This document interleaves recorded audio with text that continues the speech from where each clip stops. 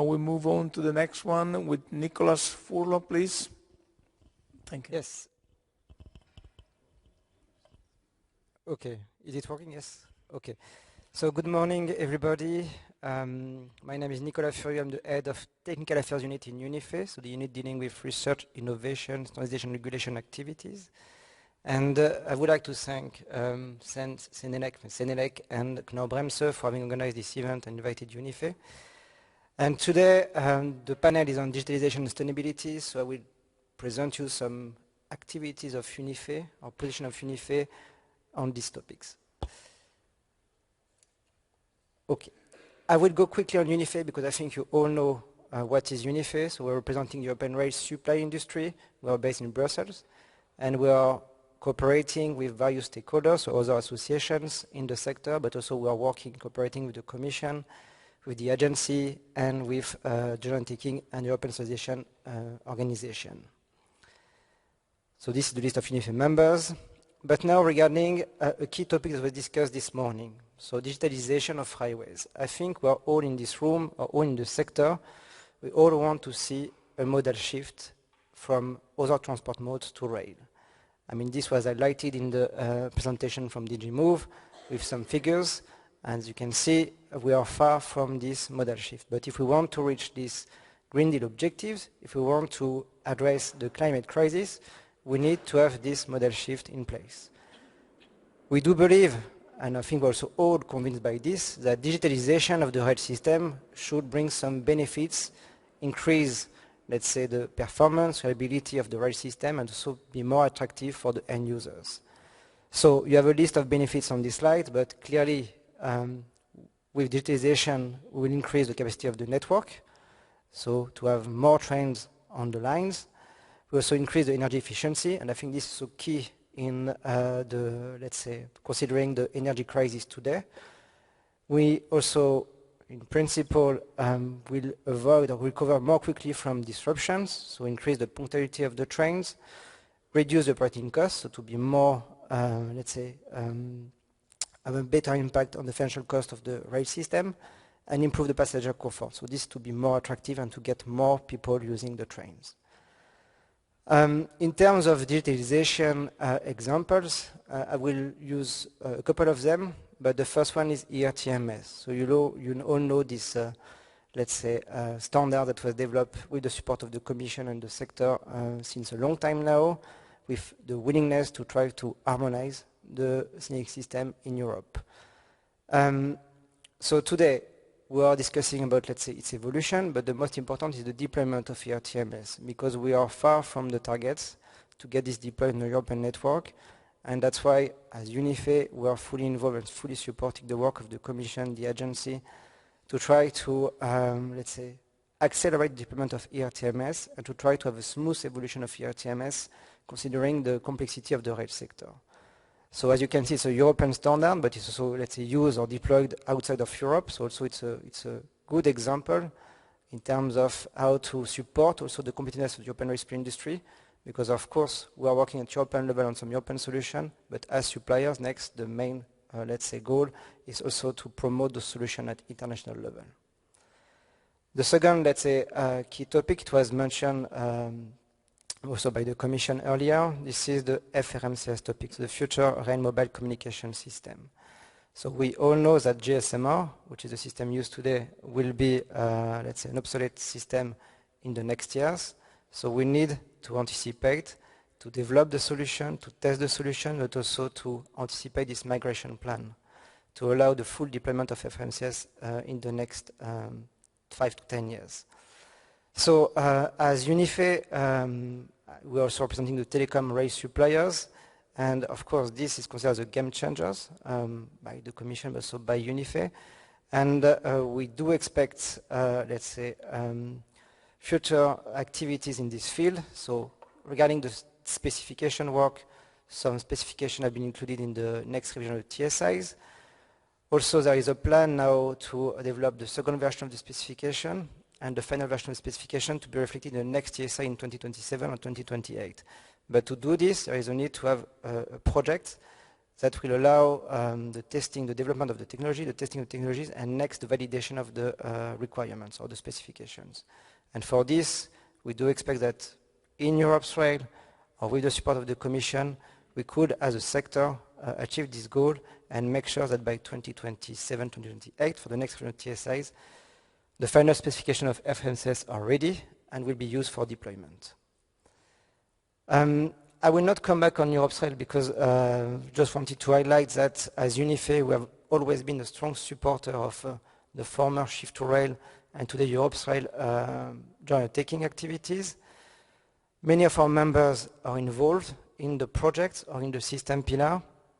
And maybe I just want to react on what you said, Jan, on the system pillar activities. So it's very important for the suppliers to have this sector approach, because I think this is something new. It was not in Europe, in Shift to Rail before.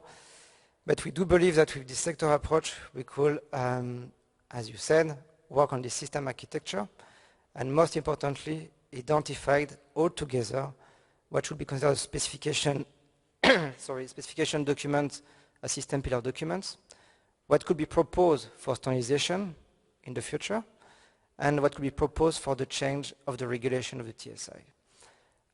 So for us, it's very important to have this sector approach. We also hope that with this approach, we will accelerate the harmonization of operational rules because we need to have one set of common rules applying in all Europe.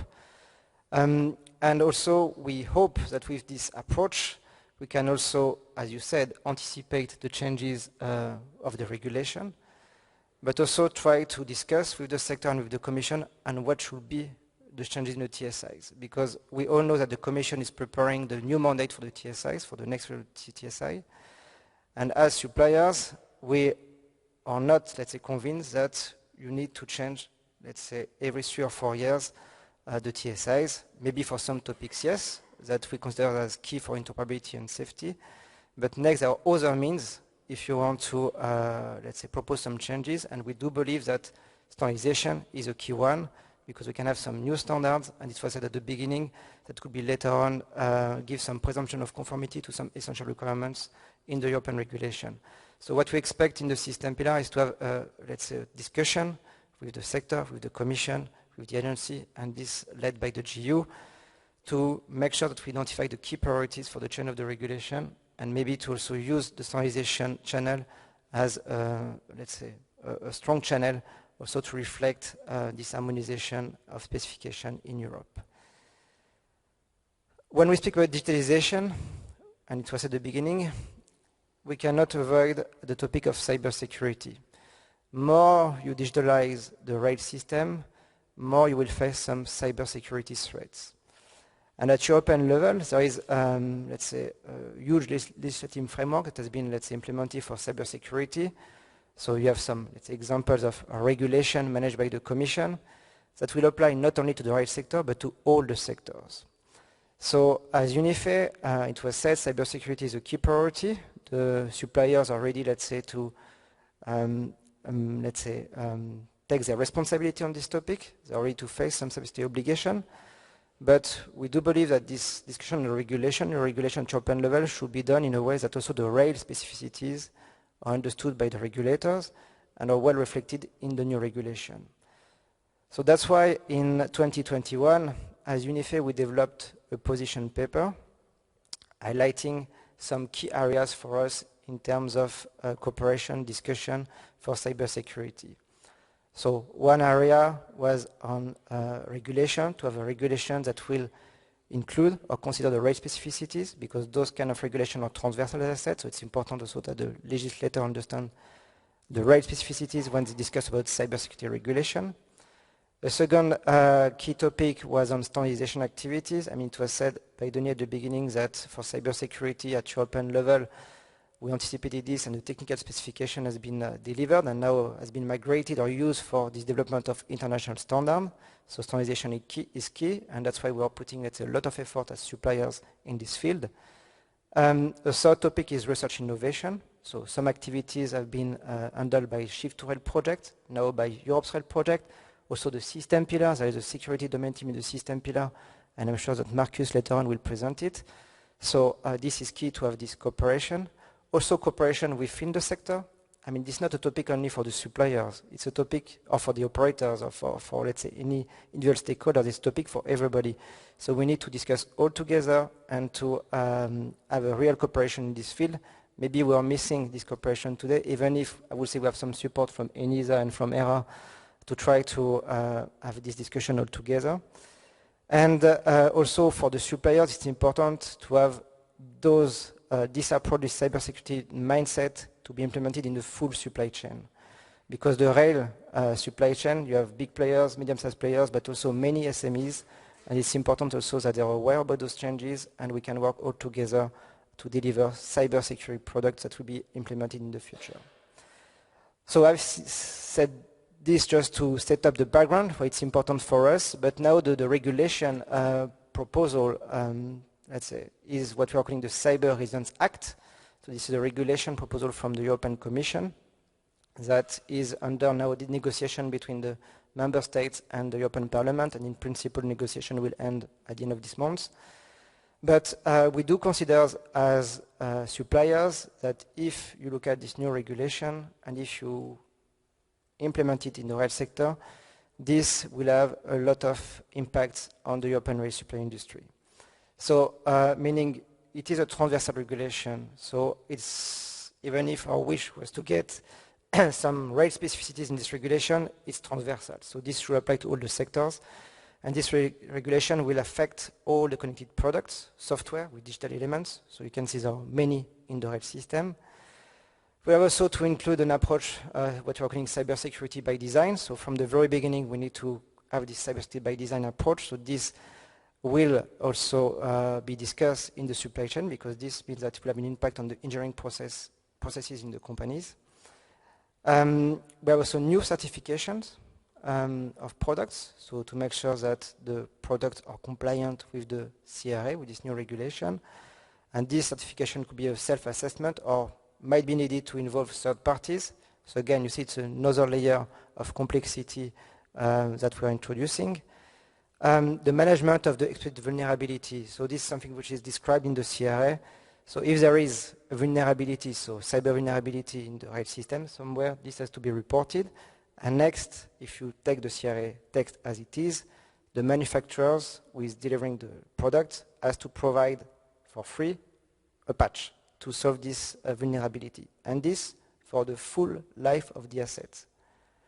So you can see that for the rail sector, it's something which is very challenging, because the life of an asset for the rail sector is something between 30 and 40 years. And as manufacturers, we are not responsible of the configuration management, which is done by the operators.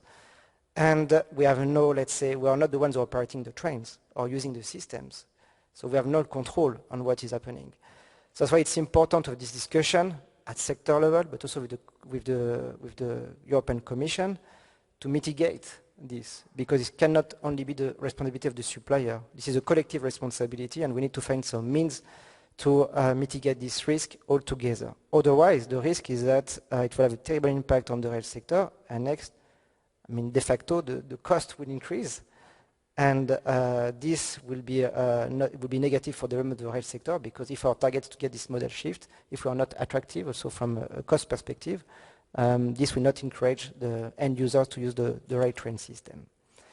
So that's why we have, let's say, this warning to the Commission. I will not repeat what I've said before on the cybersecurity by design and patch management for free. But another key aspect is the standardization request. So, and this is my last slide. On the standardization request, our request to the Commission is that for the CRA, the Cyber Resilience Act, they will develop a standardization request. So meaning they are developing the mandate of Sentinelec for developing some new standards to reflect the needs of the CRA. Our message to the Commission is that for the rail sector, we have already anticipated this need. So we have this technical specification. We are discussing now at international level about this international standard for cybersecurity. So we are already working on this and putting a lot of efforts. So in this new standardization request, we don't want to see, to be clear, new cybersecurity standard for rail, because we are already developing them. So what we would like to get is that they recognize the work that we are doing at IEC level, Also the work has been done at Senelec level. And next, more to use the standard will be ready, the international standard should be ready by 2025, to use it, to migrate it at European level, maybe to transform it into an harmonized standard, to make sure that this standard will give presumption of conformity regarding the CRA requirements. So it's something that also is important for us, that we need to make sure that in this new transition request that is under preparation, that they do consider the work done at the rail sector, because we have anticipated this and we don't want, again, to reinvent or to see new standards that will apply to the rail sector which are not fit with the rail needs. And I will stop here. Thank you.